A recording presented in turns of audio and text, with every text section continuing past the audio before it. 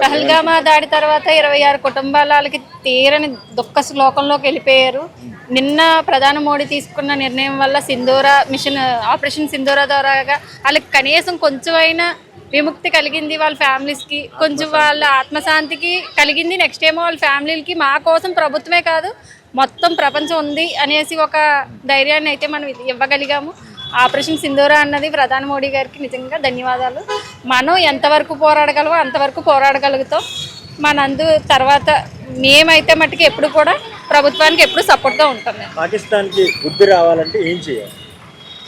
వాళ్ళు చేసిన దానికి ప్రతిదాడి మట్టుకి కంపల్సరిగా చెయ్యాలి. ఇప్పుడు దాకా మనం ఎప్పుడు కూడా ప్రతిదాడి చెయ్యలేదు, కానీ ఇప్పుడైతే మట్టుకి ప్రతిదాడి చెయ్యాలి. వాళ్ళు ముందుకు వచ్చి మాటలు తప్ప చేతలు లేవు ఇప్పుడు దాకా వాళ్ళకి, కానీ ఎగురుతున్నారు.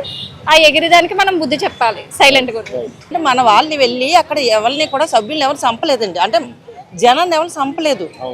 మనకు జరిగిన దానికి పెళ్ళయ్యి 6 రోజులు అయింది, భర్తను కోల్పోయింది ఆవిడ. భర్తను కోల్పోయినటువంటి అంత ఎంత బాధాకరమైన విషయం, చాలా బాధాకరమైన విషయం. కానీ మరి అది అనుభవించిన వాళ్ళకి తెలుస్తుంది. అందుకే మోడీ గారు ఇటువంటి నిర్ణయం తీసుకున్నారు. మన వాళ్ళ మీద ఏదో కక్షపూర్తిగా చెయ్యాలని ఏమి అనుకోవట్లేదు, కానీ వాళ్ళే వచ్చి మన వాళ్ళని చంపిన మూలాన్నే మోడీ గారు ఈ నిర్ణయం తీసుకోవాల్సి వచ్చింది. కానీ సక్సెస్ అవుతుంది అని అనుకుంటున్నారు. ధైర్యంగా ఉండాలి, అందరూ ధైర్యంగా ఉంటామండి. ఎందుకంటే వాళ్ళకి జరిగినా ఒకటే మనకు జరిగినా ఒకటే అన్న ఒక బాధాకరమైన విషయం అయితే అందరూ కొంచెం. యుద్ధం జరిగితే ఎలా ఉండబోతుంది పాకిస్తాన్లో? యుద్ధం జరిగితే ఇప్పుడు చెప్పారు కదా సార్, కలెక్టర్ గారు మొత్తం అందరూ వచ్చారు, మనకి టీవీలో కూడా చూపిస్తున్నారు. వాళ్ళు చెప్పినట్టే మనం కూడా తగు జాగ్రత్తలు తీసుకొని చూద్దాం, జాగ్రత్తగా ఉండాలి. ఏం జరుగుతుంది అన్నది దైవ నిర్ణయం.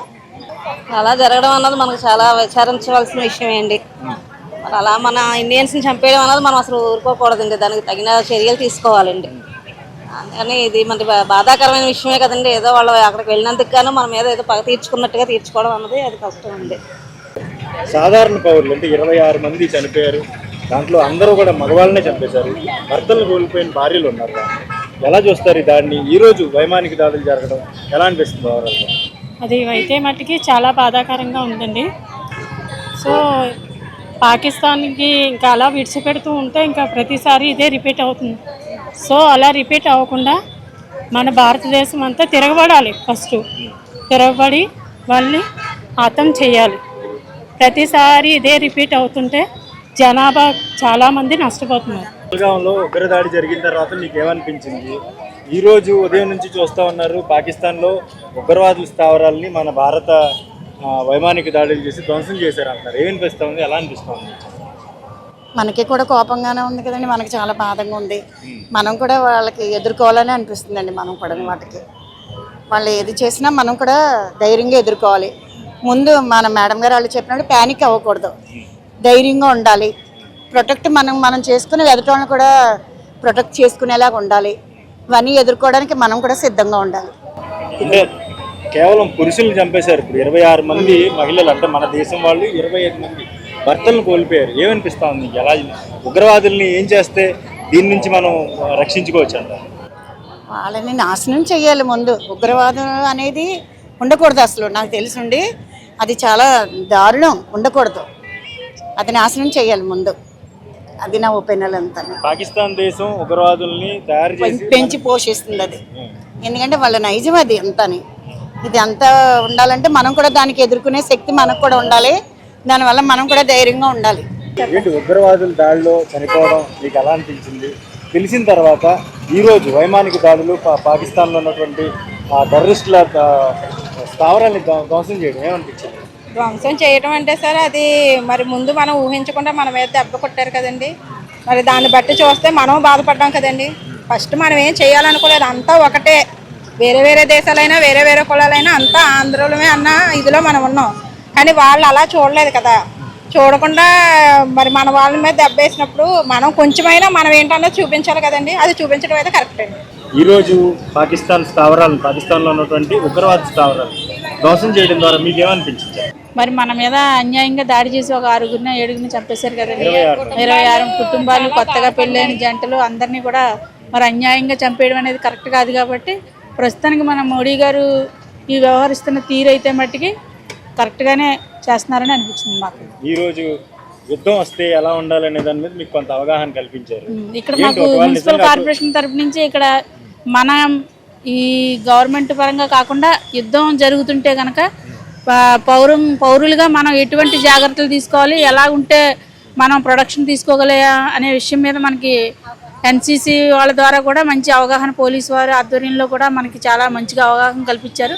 దీనివల్ల ఇక్కడికి వచ్చిన చాలామంది పబ్లిక్, మిగిలిన పబ్లిక్ కూడా ఈ న్యూస్ పాస్ చేసి అవేర్నెస్ తీసుకొచ్చేస్తారనే అవగాహన కల్పించడం గురించి మనకి ఇక్కడ చాలా బాగా చెప్పడం అనేది జరిగింది. ఇది అందరికీ కూడా ఉపయోగపడుతుంది. కాకినాడలో ఏదో ఒక దాడి జరిగింది అనుకుంటారు, మీరు ఏం చేస్తారు? మీ చుట్టూ 10 మంది గాయపడిన వాళ్ళు ఉన్నారు, లేకపోతే ఇబ్బంది పడుతూ ఉన్నారు, ఏం చేస్తారు మీరు చెప్పండి? అప్పుడు జరిగిన పరిస్థితులను బట్టి అక్కడ మనకు ఉన్న ప్రదేశాలకి ఎక్కడ అనుకూలంగా ఉంటే కనుక అక్కడికి ముందు మనం సంరక్షణ ప్రదేశాలకి వెళ్ళడం, వాళ్ళని పంపించడం అనేది, ప్లస్ ఏమన్నా గాయాలు అయితే కనుక దగ్గరలో మనకు ముందు మన ఇంట్లో ఏవైతే మనం చేసుకోగలమో ఫస్ట్ ఎయిడ్ అనేది చేసుకుని తర్వాత మనం నెమ్మదిగా దగ్గరలో ఉన్న హాస్పిటల్కి మన కన్సల్టింగ్ ఎవరైనా డాక్టర్స్ కానీ తెలుసుంటే వాళ్ళని కన్సల్టింగ్ చేసి తీసుకెళ్ళడానికి మన అందరం కూడా మరి ముందుకొచ్చి ఉండాలని మేము అనుకుంటున్నాం. మీకు ఏమనిపించింది ఈరోజు ఉదయం పెహల్గా మన భారత ఆర్మీ దాన్ని ధ్వంసం చేసింది పాకిస్తాన్, ఏమనిపిస్తా ఉంది? ఏమనిపిస్తుందండి, గవర్నమెంట్ చేసిన దాన్ని సపోర్ట్ చేస్తే మన జాగ్రత్తలో మనం ఉండాలని తెలుస్తుందండి. అంతే. పెహల్గాంలో దాడి తర్వాత ఏమనిపించింది మీకు? కొంచెం బాధగా అనిపించిందండి, మన వల్లే కదా ఎంతైనా, అంటే మన వాళ్ళని కాదు ఎవరైనా సరే అలా అయితే కొంచెం బాధే కదా, అంతే. ఈరోజు పాకిస్తాన్ మీద ఎటువంటి చర్యలు తీసుకుంటే బాగుంటుంది, మనం ఎలా రక్షించుకోవాలనే దాని మీద మీకు అవగాహన ఏం కలిగింది? అంటే ఇప్పుడు సిఏ గారు వాళ్ళు చెప్పారు కదండి, బేసిక్ మెజర్మెంట్స్ తీసుకొని కొంచెం మన వాళ్ళు మన సేఫ్టీగా ఉండి కొంచెం వాళ్ళు చెప్పిన మాక్ డ్రిల్ అది పాటించి లైట్స్ అన్నీ ఆఫ్ చేసుకొని కొంచెం సేఫ్టీగా బయట అది తిరగకుండా కొంచెం సేఫ్గా ఉంటే చాలు. ఇంకా గవర్నమెంట్ వాళ్ళు చేసేది ఆల్రెడీ చేస్తున్నారు కాబట్టి దాన్ని కొంచెం మన మెజర్స్లో మనం ఉంటే చాలు. పాకిస్తాన్ మీద చర్యలు ఏ విధంగా ఉండాలి? అది అంత ఐడియా లేదండి, ఆల్రెడీ సెంట్రల్ వాళ్ళు చూసుకుంటున్నారు కదా.